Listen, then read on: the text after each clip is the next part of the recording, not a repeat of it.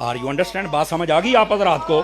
یہ بھی بڑا خاص پوائنٹ ہے اگر آپ سمجھیں. لوگوں کی دو نمبری بس اوقات کہتے ہو ناراضیوں بھی لاؤندے ہیں نہیں توجہ. اور ایسے ہی تو محرموں کے اندر رافضیوں کے اندر پھنس جاتے ہو. وہ جی پاکاں دا ذکر کر دینے. میں نے کہا یار گل پاکاں دا ذکر دی نہیں ہے, گل ہے بھی صرف علی پاک کے باقی کوئی نہیں. آواز کمزوروں والی ہے آپ حضرات کی. اہل سنت کا نظریہ نبی پاک علیہ السلام کی ہر نسبت کے بارے میں ستھرا ہے.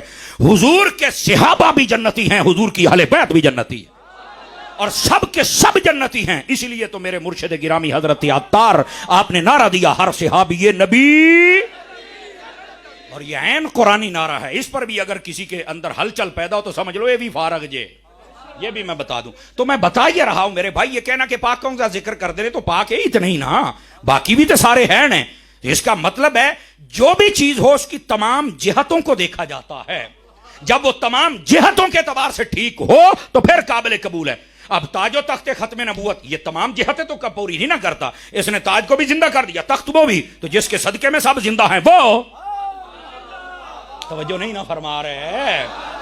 تو اس لیے یہ رافضی بھی جھوٹے اس لیے ہیں کہ مولا علی کا تو ذکر کرتے ہیں. تو میں نے کہا جو علی کے 3 امام ہیں, ایک عثمان ہے, دوسرا عمر ہے, اور تیسرے صدیق ہیں, ان کو مانو گے تو ساری جہتیں پوری ہوں گی. یہ جب ماننا نہیں ہے تو عقیدے میں سقم ہے, کمزوری ہے اور خرابی ہے. بیٹھے ہو اس واسطے جب بھی کسی کی بات سنیں نا تو لفظوں اور جملوں اور شخصیت کے نام پر بلیک میل نہ ہوا کریں. اگر کوئی کہتا میں نوکر سے آبادہ, ہمیں اس نعرے سے اختلاف تو نہیں ہے نا, تو میں کہا نوکر سے آبادہ تو ہیں, اہل بیت دی نوکری تیرے پیو کرنی ہے. گالی تو میں نہیں دے رہا لیکن سادہ بات کرنے کا مجھے حق ہے نا.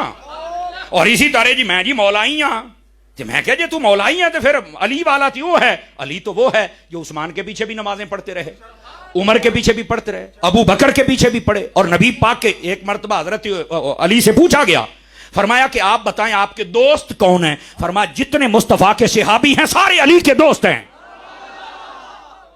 تو پھر جو علی کے سارے دوست ہیں ان کے بارے میں بھی اپنا نظریہ ٹھیک رہو, پھر تو ہم بھی سمجھیں.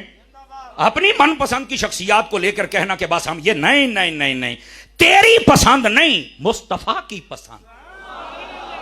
آواز کمزوروں والی آپ کو سبحان اللہ آتی ہے؟ فرانٹ میرا خیال ہے سبحان اللہ کہنے یہ پرچہ ہو گیا تو میں چال لواں گا, بس سبحان اللہ تو آگو نا یاروں کے چپ ہو گئے جا. اللہ صدیقارو پتر محفل چ بیٹھے آپ.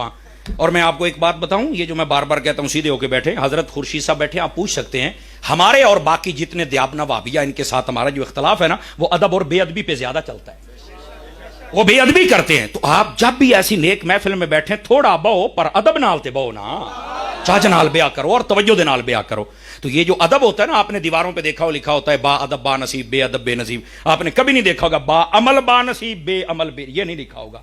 عمل کی ثانوی حیثیت ہے, ادب پہلے نمبر لے جاتا ہے. تو اس واسطے ادب ضرور کیا کریں. جب حضور کی نعت شریف ہو رہی ہو, تقریر ہو رہی ہو, مسجد میں بیٹھے ہوں, قرآن سامنے ہو, علماء ہوں, صوفیاء ہوں, آپ کے ماں باپ ہوں, آپ کے استاد ہوں, تو ادب کا دامن بہرحال رہے گا, مدینہ مدینہ ہو جائے گا. تو یہ جو حضور کے ذکر کی محافل ہوتی ہیں میری جان, ان کا ادب بھی بہت ضروری ہوتا ہے. ٹھیک ہے گرامی قدر حضرات, یہ جو ہماری نمازوں میں قراءت اونچی ہوتی ہے, 3 میں, فجر میں, مغرب میں اور عشاء میں, اور 2 میں جو آہستہ ہوتی ہے, وہ 2 میں آہستہ کرنے کا مطلب یہ تھا کہ لوگ یہ جب عبادت ہوتی تھی تو شور مچاتے تھے, ان کے شور کی وجہ سے آہستہ ہونا پڑا.